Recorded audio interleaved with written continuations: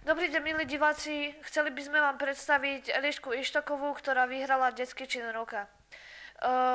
Čo je vlastne ten Detský čin roka? Detský čin roka je súťaž, do ktorej ľudia posielajú články o tom, ako pomáhajú vo svojom okolí, či už ľuďom, zvieratám alebo prírode.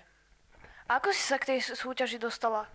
K tejto súťaži som sa dostala tak, že v podstate som umelecký typ, ktorý píše básne a články do súťaží a do časopisov. A s touto súťažou za mnou prišla moja slovenčinárka pani učiteľka Cuninková a spýtala sa ma, či by som to nenapísala. O kom si písala? Písala som o mojom veľmi dobrom kamarátovi Jakubovi, s ktorým sa poznáme už 12 rokov a je mi veľmi blízky.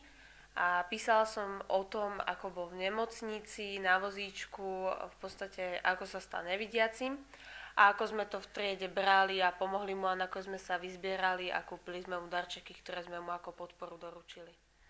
Ako sa ti podarilo vyhrať?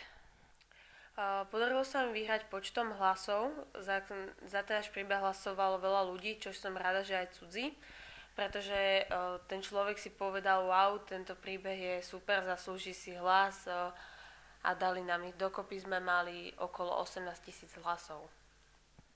Ako prebiehalo odovzdanie cien? Odovzdávanie cien prebiehalo v Bratislave v Národnom divadle, kde nám ceny odovzdávali slávne osobnosti, ako napríklad Katka Brichtová.